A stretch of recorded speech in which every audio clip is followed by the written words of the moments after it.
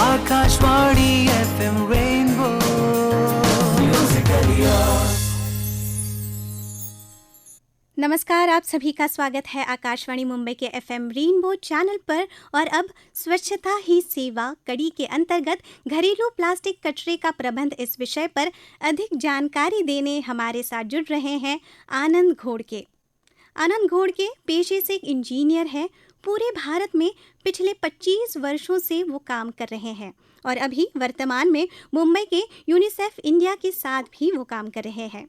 साथ ही जलवायु परिवर्तन से होने वाले दुष्परिणाम को कम करने, पेयजल और स्वास्थ्य रक्षा क्षेत्र में भी उनका अभिदान रहा है।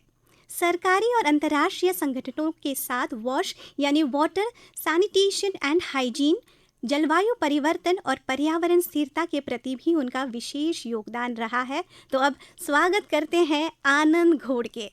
नमस्कार सर, आकाशवाणी मुंबई के FM रेनबो चैनल पर आपका स्वागत है। नमस्कार आकाशवाणी मुंबई और सभी दर्शकों को मेरा नमस्कार।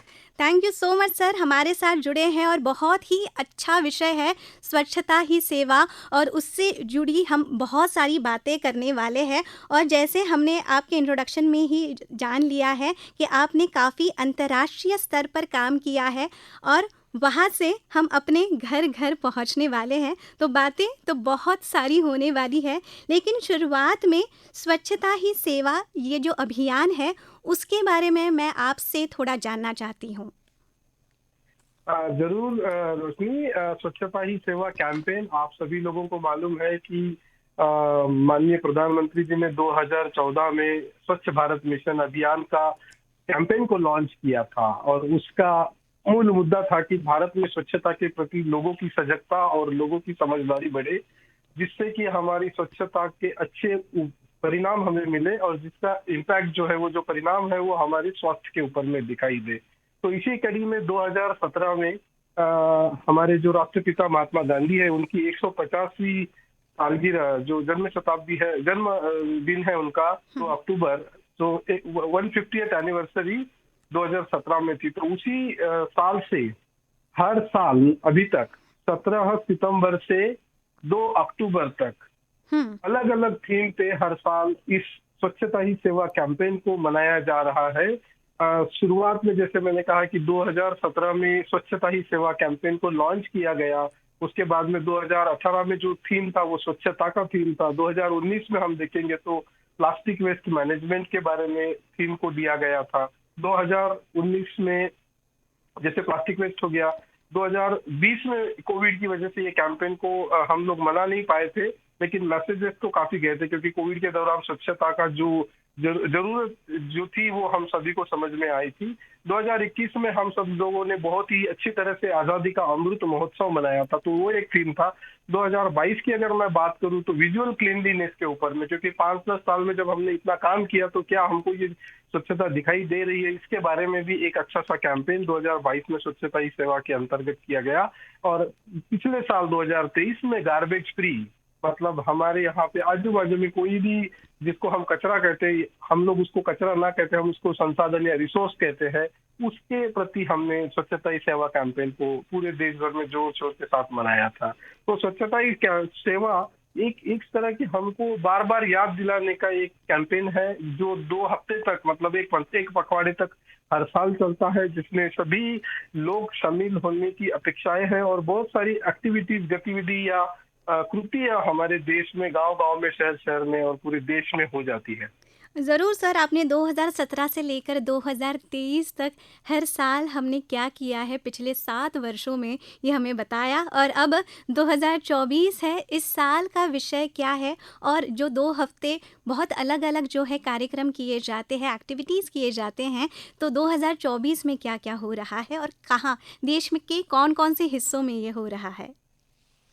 रोशनी, मैं दर्शकों को बताना चाहूंगा कि इस साल जो हमारा स्वच्छता ही सेवा का जो कैंपेन का थीम है वो स्वभाव स्वच्छता, संस्कार स्वच्छता, इसके अराउंड है। इसके साथ साथ ही हमारे जो सफाई मित्र है, सफाई मित्रों को भी हम लोगों को किस तरह से इस पूरे प्रवाह में रखना है उसके बारे में उनके लिए हम क्या कर सकते हैं, उसके बारे में इस 2024 का ये कैंपेन है। तो इस कैंपेन का जो टैगलाइन है इस बार का, स्वभाव स्वच्छता, संस्कार स्वच्छता।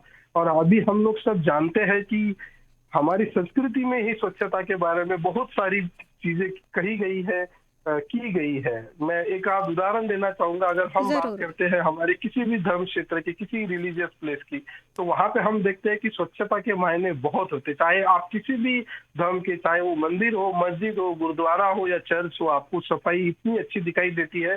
काश अगर इसी सफाई स्वच्छता अगर हम सब जगह में रखें, हमारे आजू बाजू में, हमारे अगल बगल में, तो मुझे लगता है कि ये जो स्वच्छता का जो सपना है महात्मा गांधी जी का, वो हम जरूर जरूर पूरा अभी कर रहे हैं। उसमें कोशिश जारी है।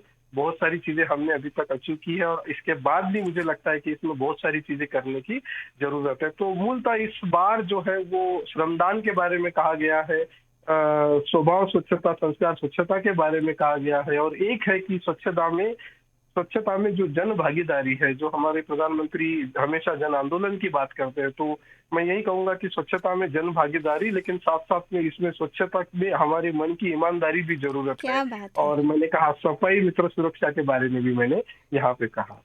स्वभाव ये स्वच्छता, ओवरऑल थीम है yes। 2024 का। स्वभाव स्वच्छता, संस्कार स्वच्छता, क्या बात है। बहुत ही अच्छा विषय है।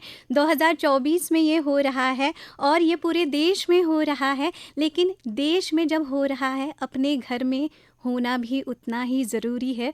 उससे जुड़ी बातें जो है आनंद घोड़के सर जो हमारे साथ जुड़े हैं उनके साथ ज़रूर करेंगे। लेकिन अब एक छोटा सा ब्रेक लेते हैं। म्यूज़िकल ब्रेक का वक्त हुआ है। गाने के बाद इन्हीं के साथ बातें जारी रहेंगी यहीं पर, यानी 107.1 मेगाहर्ट्ज़ पर।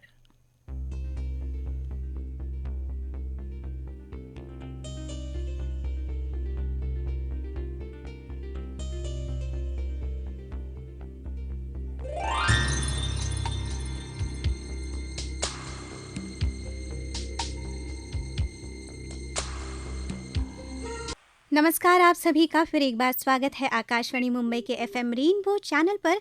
स्वच्छता ही सेवा कड़ी के अंतर्गत घरेलू प्लास्टिक कचरे का प्रबंध, इस विषय पर अधिक जानकारी देने के लिए हमारे साथ जुड़े हैं आनंद घोड़के।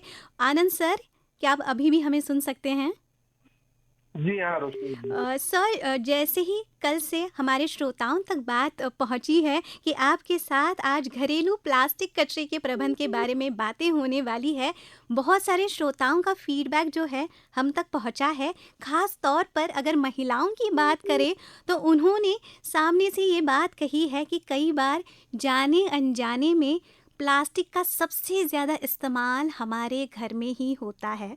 तो ये प्लास्टिक, हमारी ऐसी कौन सी छोटी छोटी आदतें हैं जिसके ज़रिए प्लास्टिक हमारे घर पहुंच जाता है? जी, बहुत सही फरमाया है। जिन महिलाओं ने आपसे ये बात की है, इस बात का जिक्र किया है, मुझे लगता है कि दो चीजें इसमें मैं कहना चाहूंगा। इसमें हम जब बात करते हैं हमारे फैमिली के स्तर पर या हमारे घर के बाहर, मतलब एक इसको दो तरीके से हम देख सकते हैं, एक तो घर के अंदर और घर के बाहर। और जहां तक महिलाओं का ये सवाल है, मुझे लगता है कि इन दोनों चीजों को हमको ध्यान में रखना पड़ेगा। और जब हम इसकी बात करते हैं तो जरूर मुझे लगता है कि हम किसी भी प्लास्टिक मटेरियल के ऊपर में या किसी भी चीज के ऊपर में आजकल देखते हैं पैकेजिंग इंडस्ट्री में, तो वहां पे आपको 3R का एक सिंबल मिलता है, जिसका मतलब होता है रिड्यूस, रीयूज एंड रिसाइकल। कहने का मतलब इसमें यह है कि जो भी चीज हमें प्लास्टिक के पैकेजिंग में आती है या किसी और है, मान लीजिए हम सब्जी लेने बाजार गए, हम ग्रोसरी लेने बाजार गए, हमारे यहाँ पे दूध के पैकेट्स है, दही का पैकेट्स है, खाने की चीजें है उसके लिए जो पैकेट्स आते हैं, और सारी जो हमारी घर की चीजें है उसमें पैकेजिंग में जो आजकल प्लास्टिक है ना, बहुत मुझे लगता है कि इसका एक बहुत ज्यादा उपयोग में लिया जा रहा है। और फॉर्चुनेटली अनफॉर्चुनेटली ये हमारे जीवन की एक बहुत ही जीवन आवश्यक सामग्री अभी बन गई है।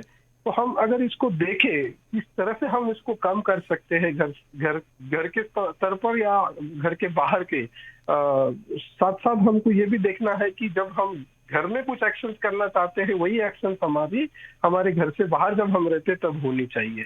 तो इसमें मुझे लगता है कि जैसे मैंने 3R के बारे में बताया, रिड्यूस, रीयूज और रिसाइकल, उसके साथ साथ मुझे लगता है कि सबसे पहले तो हमें एक प्रैक्टिस करनी चाहिए, और हम इस थीम में बात कर रहे हैं इस बार स्वच्छता स्वभाव और स्वच्छता संस्कार की, या संस्कार स्वच्छता स्वभाव स्वच्छता।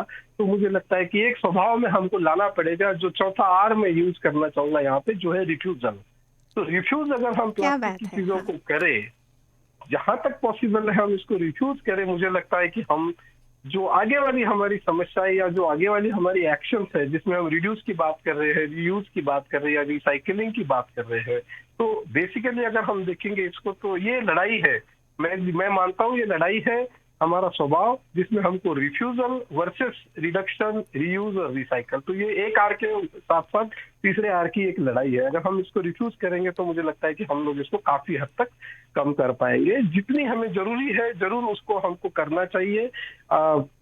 इसका कुछ स्टैटिस्टिक्स है जिसका जिक्र मैं थोड़ी देर में करूंगा कि किस तरह से हम इसको रोक सकते हैं या देख सकते हैं। लेकिन साथ साथ हमें ये भी देखना पड़ेगा कि महिलाओं की अगर हम बात करते हैं तो मुझे लगता है कि हमें 2 क्षेत्रों की बात जरूर करनी पड़ेगी यहाँ पे, जो हमारा शहरी इलाका है या जो हमारा ग्रामीण इलाका है। तो अभी आप देखेंगे कि प्लास्टिक का जो शुरुआत जो हुई है हमारी, हमने देखी है ज्यादातर ये शहरी इलाकों से होते हुए, फिर ये जिसको हम पेरी अर्बन निम शहरी इलाके कहते हैं वहां गई, और आजकल तो आप देखेंगे तो ग्रामीण भागों में भी या क्षेत्रों में भी इसको हम बहुत ज्यादा स्तर पर देखते हैं। तो रिफ्यूजल मुझे लगता है कि एक चीज अच्छी है। उसके बाद में जो नेक्स्ट एक्शन है वो हमारे रिडक्शन की बात है, कि हम ज्यादा से ज्यादा प्लास्टिक को कम करें। कम करेंगे तो उसको हम किस तरह से उसके प्रबंधन को लाए, किस तरह से हम उसको रीयूज की बात करें, किस तरह की हम रिसाइकलिंग की बात करें। इसमें ऐसा नहीं है प्लास्टिक में कि हर कोई चीज आप रिड्यूस कर सकते हो, हर कोई चीज आप रीयूज कर सकते हो या हर कोई चीज आप रिसाइकल कर सकते हो। इसमें अलग अलग तरह के जो प्लास्टिक के नेचर है, जो प्लास्टिक के टाइप्स है, उसको हमको देखना पड़ता है। और साथ में मैं ये कहना चाहूंगा कि खास करके हमारे महिलाओं के लिए और हमारे जो यूथ्स है, हमारे जो युवा है उनके लिए, और बच्चों की बात भी हम जब स्कूल में करते हैं तो उसके ऊपर मैं आऊंगा, लेकिन मैं ये जरूर करना चाहूंगा यहाँ पे कि इसमें जो अहम भूमिका है वो हमारे महिलाओं की है। जो रिफ्यूजल की बात मैंने कही है कि घर के स्तर पर अगर मुझे रिफ्यूजल करना है और हम रिफ्यूजल करेंगे, तो मुझे लगता है कि आधे से ज्यादा ही लड़ाई तो हमने प्लास्टिक की यहीं पे जीत ली है। मैं यानी एक उदाहरण देना चाहूंगा। जरूर जी जरूर बताइए। सर। यस। हाँ, तो इसमें एक उदाहरण मैं जरूर देना चाहूंगा कि गांव में जब हम छोटे बच्चे थे तो हमको अभी भी याद है कि दूध जब हम लेने जाते थे तो हमारे पास में हमारी स्टील की कैन या स्टील का बर्तन हुआ करता था या किसी और चीज का रहता था। प्लास्टिक वहां हमको कभी नहीं दिखाई देता है। लेकिन आजकल हम देखते हैं तो हर चीज, दूध हो, दही हो या जो भी चीज हमको खाने की चीज आती है, इवन चाय तक लोग, गर्म चाय, ठंडा, वॉटेवर जो भी है, वो लोग अभी प्लास्टिक का इस्तेमाल कर रहे हैं। तो बहुत सारी चीजें इसमें है। मुझे लगता है कि हमको थोड़ा हर घर के स्तर पर एक आकलन करना पड़ेगा कि ऐसी कौन सी चीज है जिसको मैं रिफ्यूज कर सकती हूँ, मुझे करना चाहिए। जैसे बाजार में अगर सब्जी लाने गए तो अपने साथ में एक कपड़े की थैली ले जाए। हमें अगर कुछ और चीजें बाजार से लाना है तो हमारे पास में ऐसे कुछ चीजें हैं जिससे हम प्लास्टिक को हम रिफ्यूज करें, वहीं पे हम उसको मना करें। और इस तरह से मुझे लगता है कि छोटी छोटी एक्शन हमारी जो है वो है। तो डेफिनेटली नंबर 1 इस सीरीज में मैं कहूंगा कि refusal is the best option. उसके बाद में रिडक्शन को हम कोशिश कर सकते हैं, रीयूज की बात कर सकते हैं और अल्टीमेटली रिसाइकलिंग की बात कर सकते हैं।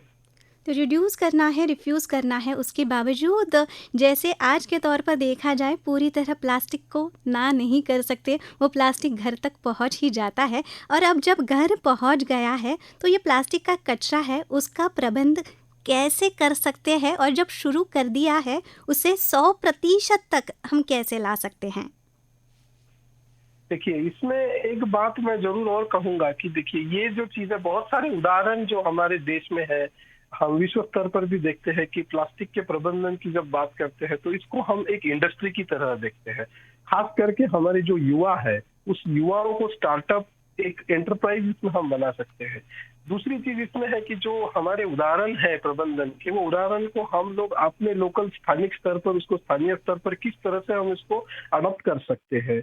जैसे हम बात करेंगे घर के लेवल पे, अगर हम सेग्रीगेशन की बात करें तो सेग्रीगेशन करने के बाद में हम उसको, अगर हमारे यहाँ पे हम जो जिसको हम आमतौर पर कहते हैं कि कबाड़ी वाला या कचरे वाला या वेस्ट पिकर, मुझे लगता है वो वेस्ट पिकर नहीं है, वो कचरे वाला या कबाड़ी वाला नहीं है। हमारे यहाँ पे कैंपेन में हम कई बार बताते हैं कि कचरा उठाने वाला नहीं है, कचरा तो पैदा करने वाले हम खुद लोग हैं।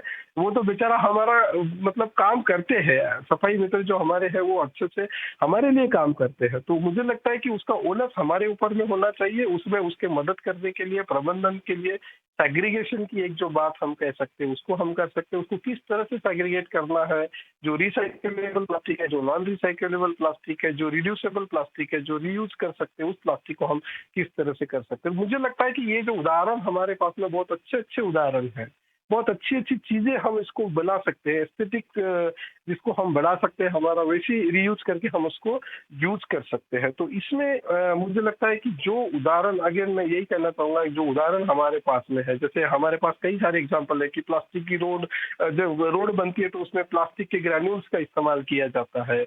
एस्थेटिक्स की मैंने बात की, आजकल नए नए चीजें हम उसमें बना रहे हैं, जैसे बच्चों के एग्जाम्स के पैड है वो प्लास्टिक के बन रहे हैं, चेयर्स टेबल्स हम रिसाइकल प्लास्टिक्स की तरफ से हम लोग देख रहे हैं।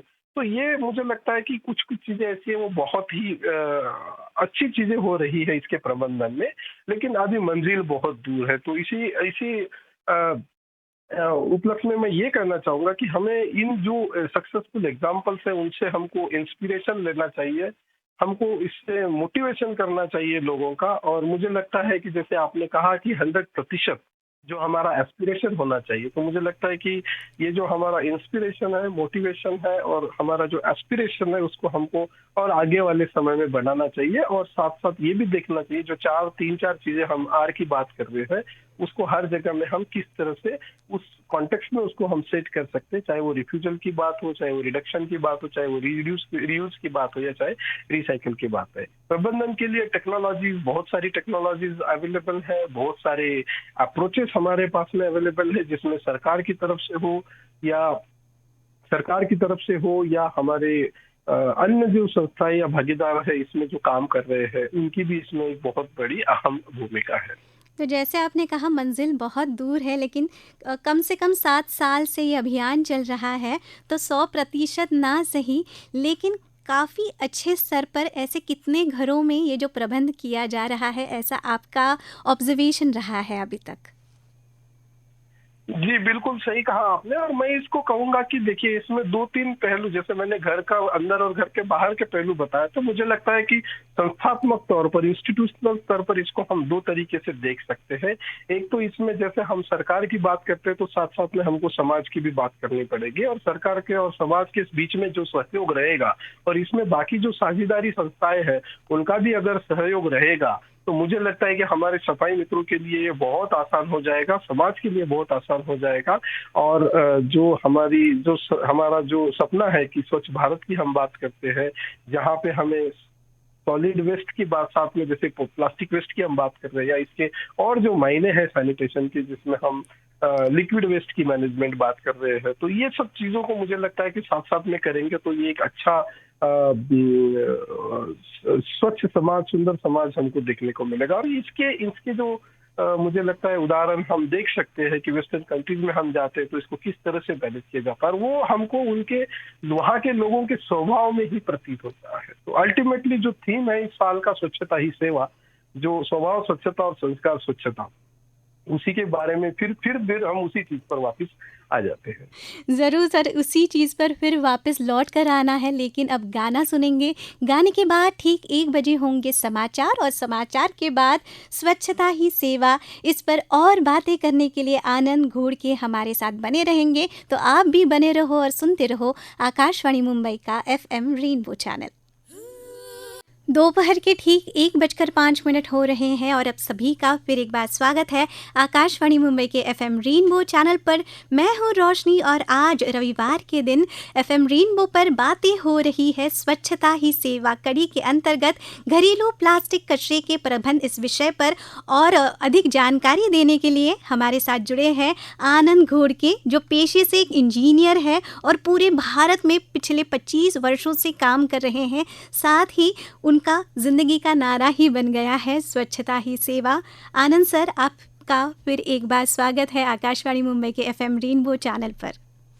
धन्यवाद rainbow channel Akashvani FM. And मुझे लगता है कि ये स्वच्छता ही सेवा का जो कैंपेन अभी चल रहा है, इसमें हम सभी लोग सम्मिलित हैं और सभी जब मिलकर इसमें काम करेंगे तो मुझे लगता है कि जो सपना, मैं फिर से दोहराना चाहूंगा कि जो सपना हमारा है स्वच्छ भारत का, वो हम जरूर इसको अचीव कर पाएंगे, जरूर हम इसको पूरा कर पाएंगे। जो देश का सपना है हम सभी पूरा करना चाहते हैं। और मानो ये घर घर की कहानी है कि जब स्वच्छता की बात आती है या फिर प्लास्टिक का कचरा है उसका प्रबंध हो, उसकी बात आती है कि घर के कुछ सदस्य जो होते हैं जो काफ़ी दिल से काम करते हैं, लेकिन अगर हमें घर के हर एक सदस्य को इसमें शामिल करना है कि वेस्ट मैनेजमेंट कैसे करें, प्लास्टिक का मैनेजमेंट है उसे कैसे किया जाए, उसके लिए पूरा घर साथ आ जाए, तो उसके लिए एज एन एक्सपर्ट आप क्या नुस्खे देंगे?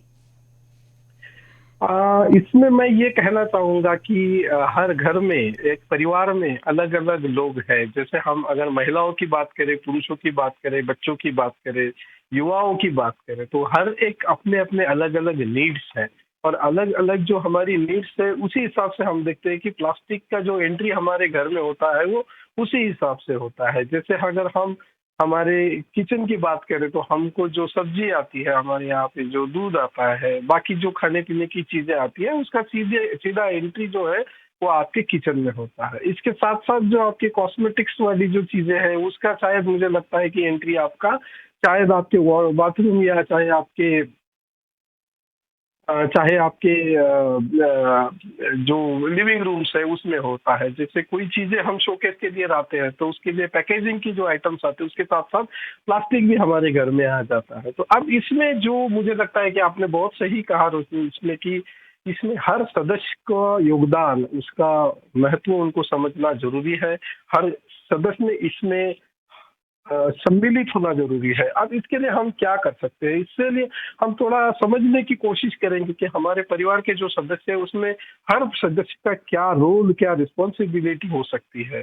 तो जब जहाँ तक हमारे यहाँ पे क्लीनलीनेस की बात आती है तो मुझे लगता है सिर्फ महिलाएं ही नहीं, बट इसमें जो भी पुरुष सदस्य है, बच्चे हैं, ये सब लोगों को उस क्लीनलीनेस में अपना योगदान देना चाहिए, उस स्वच्छता के लिए अपना योगदान चाहिए। वो चाहे साफ सफाई हो, चाहे सेग्रीगेशन का हो, चाहे आपके इसको एक तरह से अलग रखना है। तो एक उदाहरण हम देखेंगे इसमें कि जैसे बच्चे हमारे हैं जो स्कूल जाते हैं या युवा जो हमारे हैं जो कॉलेज में जाते हैं, मुझे लगता है कि इनके जरिए से हमें बहुत सारी चीजें, जो एडवांस टेक्नोलॉजी है, जो नए नए एग्जाम्पल्स है, जो नई नई बातें हैं, ये हमको घर के अंदर में पहुंचाने में बहुत मदद की जा सकती है। तो मुझे लगता है कि बच्चों की तरफ से और युवाओं की तरफ से खास तौर पर जो नई नई जानकारी है वो हम अपने घर के स्तर पर उसको ला सकते हैं।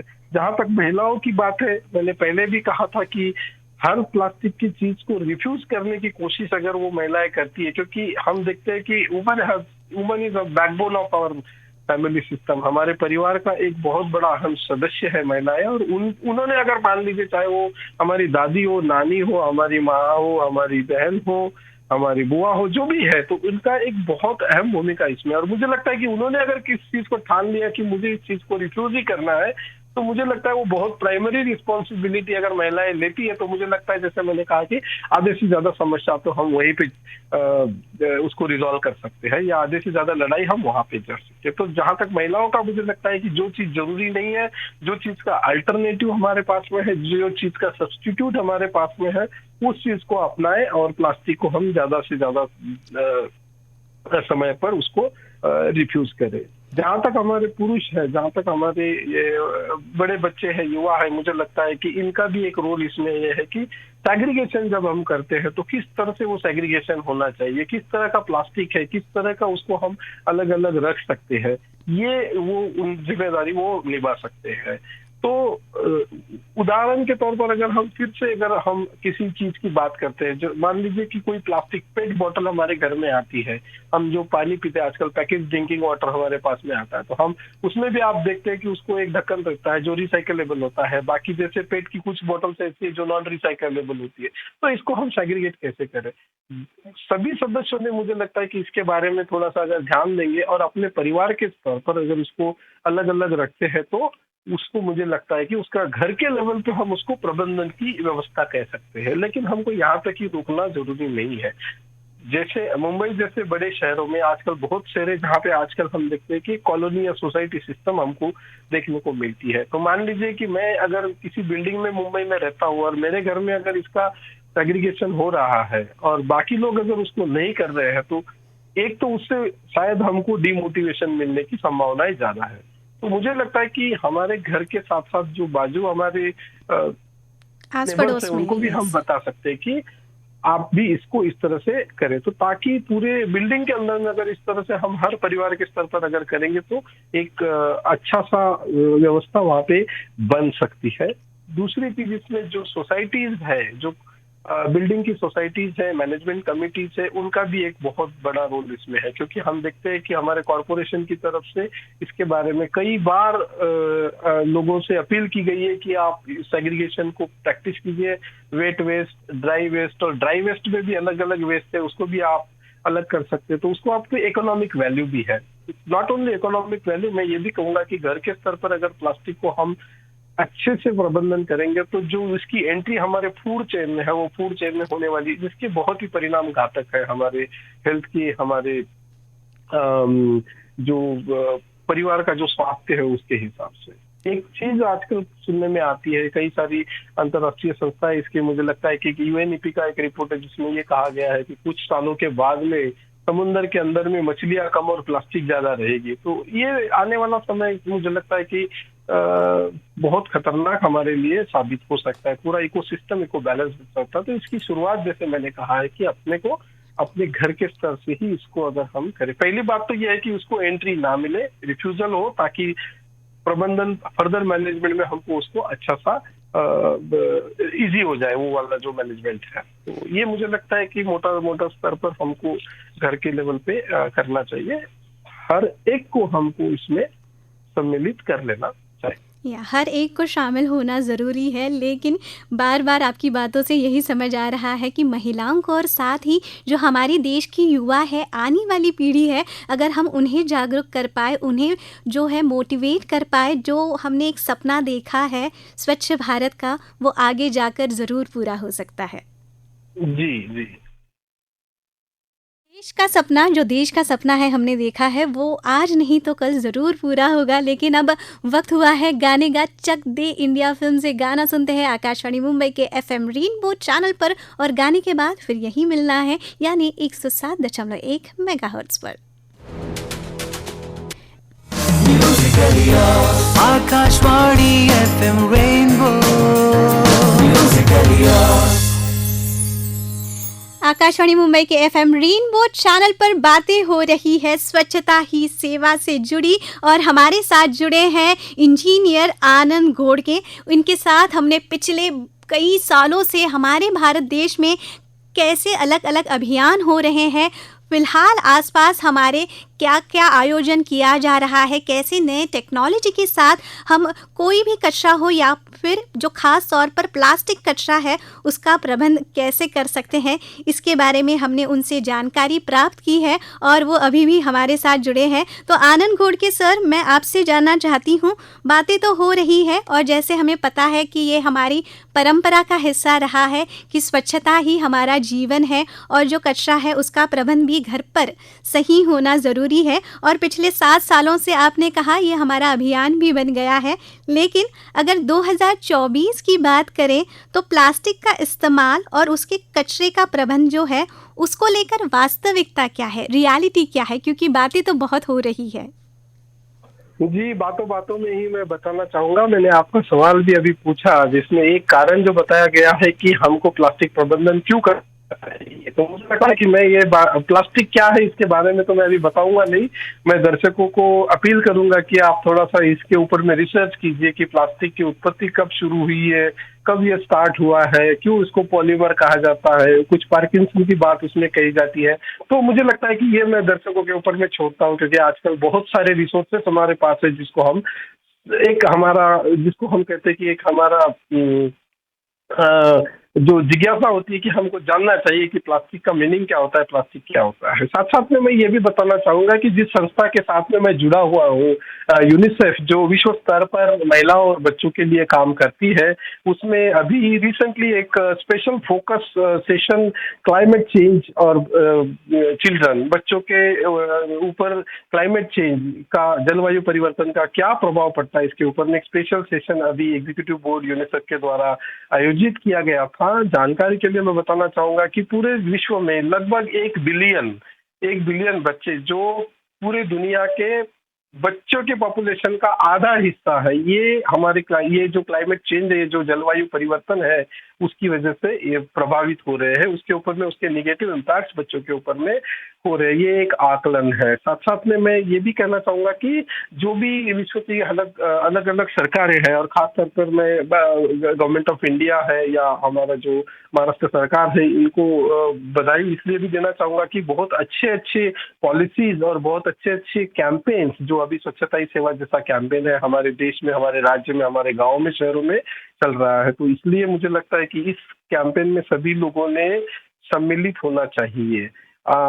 अब एक बात हम कहते हैं विश्व स्तर पर कि क्लाइमेट जो क्राइसिस है, इसको हम लोग climate crisis at UNICEF we assume it as a climate crisis is a children crisis. बच्चों के लिए बहुत बड़ा इम्पैक्ट करने वाला क्राइसिस हम देख सकते हैं। जहाँ तक स्टैटिस्टिक्स की बात है, मैं थोड़ा सा कहना चाहूंगा कि इंडिया में हमारे भारत सरकार ने 2016 में प्लास्टिक वेस्ट मैनेजमेंट के रूल्स लाए थे। उसके बाद में उसमें कुछ अमेंडमेंट किए थे 2021 में, और इसका आकलन अगर हम करेंगे तो पूरे हिंदुस्तान में, अगर भारतवर्ष में हम देखेंगे तो लगभग 4 मिलियन मेट्रिक टन कचरा ये हमारा एनुअली जनरेट होता है। ये 2020-21 की आंकड़े हैं, जिसमें 4 मिलियन टन में से सिर्फ 60% प्लास्टिक जो है वो कलेक्ट किया जाता है, और 40% प्लास्टिक ये कलेक्ट होता नहीं है। तो हमको मालूम नहीं कि 40% प्लास्टिक जो लगभग 50% के आसपास है, उसको हम 40% को कहाँ जा रहा है ये हमको मालूम नहीं है। तो निश्चित तौर पर यह हमारी जो एयर पोल्यूशन है, वाटर पोल्यूशन है, इसको इम्पैक्ट कर रही है।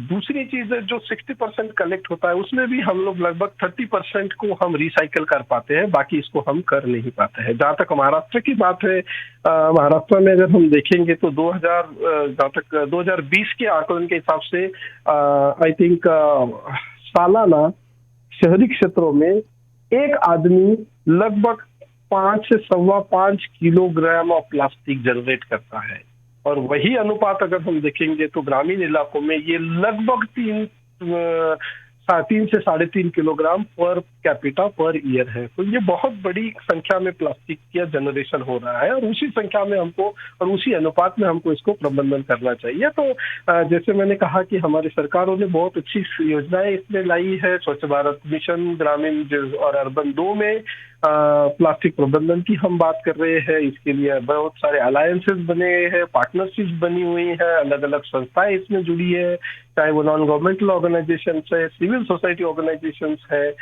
इसमें अहम भूमिका जो मैं कहूँगा कि बार बार उनका जिक्र हम करेंगे, हमारे जो सफाई मित्र है उनका भी है, घर के जो सदस्य हैं उनका भी हमने कहा, समाज और सरकार की हम यहाँ पे इसमें बात करते हैं। तो अभी हम जो कह रहे हैं कि जो योजनाएं सरकार ने लाई है उसमें जो प्लास्टिक वेस्ट मैनेजमेंट यूनिट की हम बात कर रहे हैं, उसमें हम अर्बन रूरल कन्वर्जेंस की बात कर रहे हैं, ताकि शहरी इलाकों में और ग्रामीण इलाकों में साथ साथ मिलकर इसको कैसे हम मैनेज कर पाएंगे, इसका प्रबंधन हम कैसे कर पाएंगे।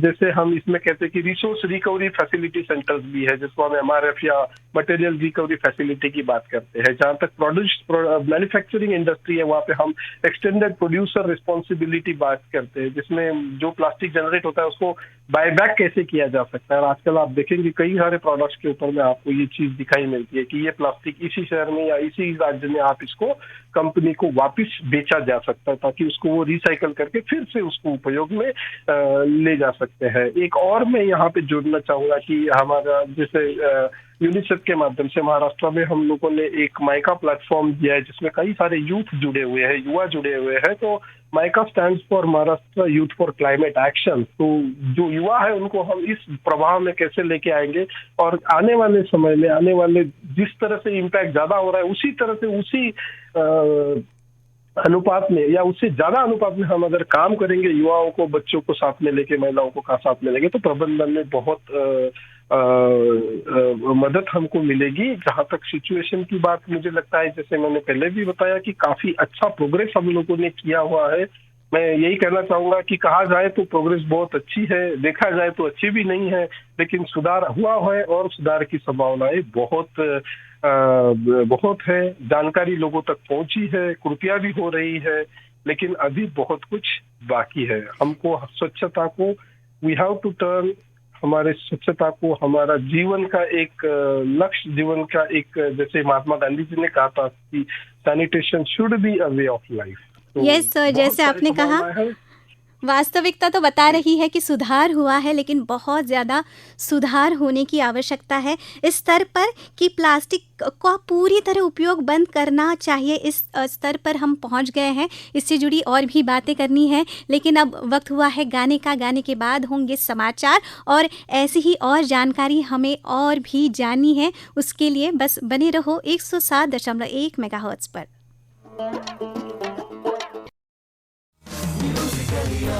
Akashvani FM rainbow.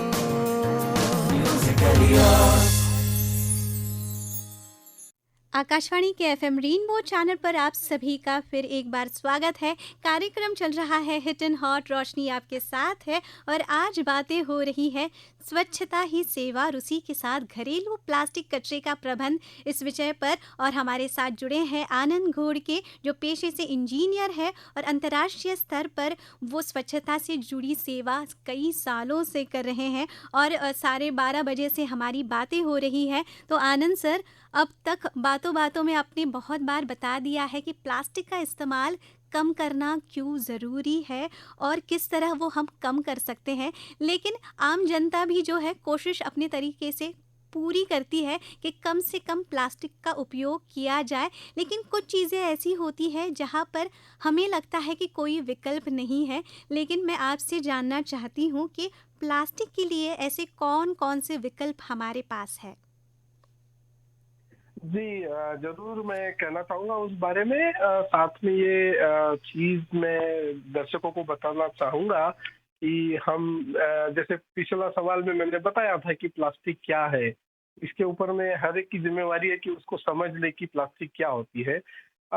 इसमें अगर हम देखेंगे कि आमतौर पर हमारे घर में या हमारे समाज में जब हम प्लास्टिक का इस्तेमाल की बात करते हैं, तो 6-7 तरह की प्लास्टिक्स आपको दिखाई देते हैं जो हमारी रोजमर्रा की उपयोग में आती है। जैसे उदाहरण के तौर पर हम बताएंगे कि जैसे एक पीईटी बोतल्स, पेट बोतल्स की हम बात करते हैं। मैंने उदाहरण दिया था कि पानी पीने के लिए जो बोतल्स हम यूज करते हैं वो पेट बोतल्स के नाम से जाना जाता है। दूसरा इसमें प्लास्टिक का प्रकार है जो एचडीपी, जिसको हाई डेंसिटी पॉलीइथिलीन प्लास्टिक कहा जाता है, जो बनता है। तीसरा इसमें है पीवीसी, पॉलीविनिल क्लोराइड वाला। तो ये अलग अलग, जैसे हमने पाइप्स वगैरह देखे हैं या कुछ मटेरियल्स इससे बनते हैं वो पीवीसी के होते हैं। एलडीपी जिसको हम कहते हैं कि लो डेंसिटी पॉलीइथिलीन। तो इसमें भी जैसे हम देखते हैं कि जो प्लास्टिक की थैली हमको अभी बाजार में मिलती है सब्जी लाने के लिए, तो वो एलडीपी की कैटेगरी में आती है। उसके बाद में एक इसमें प्रकार है पीपी का, जिसको हम लोग ज्यादातर इस्तेमाल नहीं करते हैं, बट वो हमको दिखाई देता है। और फिर एक है पीएस करके पॉलीस्टीन, और लास्ट में कुछ अलग तरह के प्लास्टिक है। तो लगभग 6 से 7 प्रकार के प्लास्टिक हमको हमारे रोजमर्रा के उपयोग में दिखते हैं। अब इसमें जो आपने सवाल पूछा है कि इसके अल्टरनेटिव्स क्या है, मैं तो ये कहूंगा कि इसका सबसे पहला अल्टरनेटिव तो ये है कि हम हमारे मन में बना लें कि मुझे प्लास्टिक का इस्तेमाल करना ही नहीं है। अगर ये मैं ठान लूं कि मुझे करना ही नहीं है, तभी भी मैं कहूंगा कि हमने सिर्फ 50% का तक हमने इस समस्या को ओवर करने का कोशिश किया है, या हम 50% ही उसको प्रबंधन में ला रहे हैं। इसका कारण ये है कि जैसे मैंने शुरुआत में ही बताया कि plastic has become an integral part of our life. Without plastic हम लोग आज शायद, हमारा जीवन कैसे चलेगा ये मुश्किल हो गया है। तो उस चीज को ध्यान में अगर हम रखते हैं तो अल्टरनेटिव्स में, जैसे मैंने कहा है, और बहुत सारे लोगों को मैं धन्यवाद देना चाहूंगा कि जो लोग इसमें, जो क्लॉथ बैग्स है, कपड़े की बैग्स है, अन्य जैसे कोई उसमें मटेरियल्स है कि जो प्लास्टिक को, जैसे हम लोग दूध की बात कर रहे हैं, तो क्या हम स्टील के मटेरियल्स का इस्तेमाल कर सकते हैं जो हमको हमेशा बार बार यूज किए जा सकते हैं। कुछ रीयूज की मैंने बात की थी, वो एक अल्टरनेटिव है कि हम उसको रीयूज करें। तो हर हर कोई प्लास्टिक रीयूज नहीं किया जा सकता है, ये भी थोड़ा सा हमको ध्यान रखना पड़ेगा कि कई सारे लोग सोचते हैं कि मैंने एक प्लास्टिक ले लिया है और उसी प्लास्टिक को मैं 10 बार, 15 बार, 20 बार इस्तेमाल करूंगा। ऐसा भी नहीं करना चाहिए। इसकी हमको पूरी जानकारी लेनी चाहिए कि कौन सा प्लास्टिक हम रीयूज कर सकते हैं, क्योंकि प्लास्टिक को एक्सट्रीम कंडीशंस में अगर हम रहते हैं, जैसे कि ज्यादा गर्मी में अगर प्लास्टिक को रहते हैं तो रखते हैं, तो उसमें उसकी लीचिंग होती है और लीचिंग की वजह से केमिकल रिएक्शंस होते हैं, उसका हमको उसका ज्यादा प्रभाव हमारे सेहत के ऊपर में, स्वास्थ्य के ऊपर में हो सकता है। बहुत सारी जगह में हम देखते हैं कि लोग प्लास्टिक को बर्न करते हैं, तो बर्न नहीं करना चाहिए प्लास्टिक को, उसको विशेष तरह से उसका प्रबंधन करना चाहिए। तो एक भी ये भी तरीका है कि प्लास्टिक की वजह से पोल्यूशन, एयर पोल्यूशन हो या आपका वाटर पोल्यूशन हो, जो प्रदूषण है उसको रोकने के लिए हमको बर्निंग जैसी एक्टिविटीज को भी बंद कर देना चाहिए। इसको बिल्कुल बंद करना नहीं चाहिए, बर्न नहीं करना चाहिए, उसको जलाना नहीं चाहिए। उसके साथ में अगर हम ये करेंगे कि जो प्लास्टिक को हम इस्तेमाल में ला रहे हैं, उस प्लास्टिक को, जैसे हमने बात की कि घरेलू स्तर पर, हमारे पारिवारिक स्तर पर अगर उसको हम अच्छे से सेग्रीगेशन करेंगे, तो वो भी एक तरीका मुझे लगता है कि हम अल्टरनेटिव के इसमें डाल सकते हैं। उसके कोई सब्स्टिट्यूट्स हम देख सकते हैं, ताकि ये जो हमारा प्लास्टिक है, जो बारीक बारीक माइक्रो पॉलीमर्स या माइक्रो प्लास्टिक्स है, वो हमारे फूड चेन में नहीं आना चाहिए। एक और बात मैं यहाँ कहना चाहूंगा कि प्लास्टिक, अभी हम देखते हैं जो जिक्र हम कर रहे थे हाउस होल्ड लेवल पे या घरेलू स्तर पर, साथ साथ में हम 3-4 जगह ऐसी है, जैसे हमारी रिलीजियस प्लेसेस है, हमारा वर्क प्लेस है जहाँ पे हम काम करते हैं, हम मार्केट में जाते हैं, हम एजुकेशनल, जैसे बच्चे हमारे कॉलेज में पढ़ते हैं, युवा कॉलेज में पढ़ते हैं, बच्चे स्कूलों में पढ़ते हैं, और हम रिक्रिएशन के लिए कई जगह में, जो हमारे स्वच्छता ही सेवा में, एक बार मुझे याद है पिछले 2-3 साल पहले आइकॉनिक प्लेसेस की बात की गई थी हमारे प्रधानमंत्री जी ने। तो पिकनिक स्पॉट्स या जहाँ पे रिक्रिएशन रिफ्रेशमेंट के लिए हम लोग जाते हैं, तो ऐसे भी स्पॉट्स है, वून स्पॉट्स पे भी हमको ये प्लास्टिक मुक्त जो वातावरण है या प्लास्टिक मुक्त हमारा पिकनिक स्पॉट है, उसको रखना पड़ेगा। इसका कारण यह है कि मुझे याद है मैं 2009 में शिमला में रहता था, और उस समय में प्लास्टिक हमको वहाँ पे नहीं मिलता था, हमको कागज की थैली में या कपड़े की थैली में सामान लाना पड़ता था। तो वो भी एक मुझे लगता है कि अच्छा तरीका है। उसका कारण यह है कि जो भी हमारे टूरिस्ट प्लेसेस है या पिकनिक स्पॉट्स है या रिलीजियस प्लेसेस है, ऐसे जगह में हम जितना प्लास्टिक कम रखेंगे, उतना ज्यादा हमारे पर्यावरण को, वहाँ की जो परिस्थिति है उसको साफ सुथरा रखने में मदद होगी। एक और मैं लोगों से कहना चाहूंगा, दर्शकों से, कि सोशल मीडिया में जो अच्छी बातें आती है प्लास्टिक प्रबंधन के बारे में, व्यवहार बदलाव के बारे में, स्वभाव, जो थीम ही है हमारा स्वच्छता स्वभाव, संस्कार स्वभाव, उसके संस्कार स्वच्छता, उसके ऊपर में हमको ज्यादा से ज्यादा लोगों तक पहुंचाना चाहिए और उसकी आदत डालनी चाहिए। कहते हैं कि 20-21 दिन तक अगर हम कोई प्रैक्टिस करते हैं, तो वो आदत हमारी, वो जो हमारी क्रिया है, वो हमारी आदत में बदल जाती है, जिसको हम सोशल बिहेवियर चेंज के माध्यम से देखते हैं। तो एक नहीं बल्कि सभी लोगों को, हमको इस बदलाव को लाना पड़ेगा, इस बदलाव में सहभागी होना पड़ेगा, वो भी हमारी एक जिम्मेवारी है। अंत में मैं इतना जरूर कहना चाहूंगा कि जो प्लास्टिक प्रबंधन है, या उसमें हम लिक्विड वेस्ट मैनेजमेंट की बात कर रहे हैं या सॉलिड वेस्ट मैनेजमेंट की बात कर रहे हैं, एक तो हम ये दिमाग से निकाल लें कि ये कोई वेस्ट है, नथिंग इज वेस्ट। जैसे हमारे यहाँ से जूठा खाना है, वो हमारे लिए वेस्ट हो सकता है, लेकिन हमारे जो पालतू जानवर है, उनको हम ये खिलाते हैं, तो वो उनके लिए उनका खाना बन जाता है, पेड़ के लिए वो खाद बन जाता है। तो वेस्ट नहीं है वो, एक तो उसको हम रिसोर्स या संसाधन मान ले, उसका ज्यादा फायदा हमारे लिए जो है, ह्यूमन बींग्स के लिए है, मनुष्य जाति के लिए है। 3 तरह से इसको हम देख सकते हैं। इसके सोशल बेनिफिट्स हमको है, जिसको हम सामाजिक फायदा या लाभ कह सकते हैं। दूसरा, हमको इसमें इकोनॉमिक बेनिफिट्स है, जो आर्थिक लाभ हमको मिलता है। और तीसरा सबसे महत्वपूर्ण जो है, वो हेल्थ बेनिफिट है, जो स्वास्थ्य संबंधी जो फायदे हैं, वो हमको इस प्रबंधन से मिलते हैं। तो सभी को मेरा फिर से एक बार अनुरोध है, अपील है, रिक्वेस्ट है कि स्वच्छता ही सेवा कैंपेन को ध्यान में रखते हुए प्लास्टिक प्रबंधन ही नहीं बल्कि हर चीज जो मुझे मेरे काम की नहीं लगती है लेकिन किसी और को काम में आ सकती है, उस चीज का प्रबंधन ये मेरी जिम्मेवारी है। और इस कैंपेन में आने वाले समय में हर साल आप सम्मिलित हो, शामिल हो और अपनी अपनी जिम्मेवारी इसमें निभाए, तब जाके मुझे लगता है कि हम अपने लिए भी खुश रहेंगे, अपने देश के लिए भी खुश रहेंगे, अपने समाज के लिए भी खुश रहेंगे। आनंद सर, सही बात कही है। और शुरुआत से जैसी बातें हो रही है, यही समझ आ रहा है कि प्लास्टिक के विकल्प भी है, उसका कचरे का प्रबंध भी ज़रूर हो सकता है, लेकिन उसके रिसाइकल के पहले भी रिफ्यूज़ल और रिड्यूस ये बहुत ज़्यादा ज़रूरी है। काफ़ी वक्त से आपसे बातें हो रही है, बहुत कुछ जानने को सीखने को मिला है और मुझे पूरा यकीन है आज रविवार के दिन अपने पूरे परिवार के साथ बैठकर आकाशवाणी के एफएम रेनबो के तमाम लिसनर जो मुंबई में हैं, देश के कोने कोने से सुन रहे हैं, आपके माध्यम से दुनिया के कोने कोने से सुन रहे हैं, उन सभी को प्रेरणा मिली है। और जो सेवा आप कर रहे हैं, जिस अभियान का आप हिस्सा बने हैं, हर कोई अपने घर में और जैसे आपने कहा अपने आसपास, अपने आस पड़ोस में भी ये करना बहुत ज़रूरी है।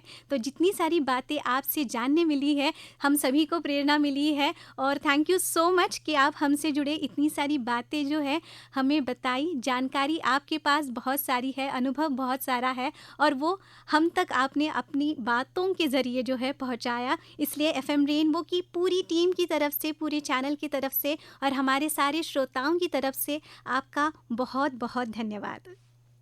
धन्यवाद सभी को।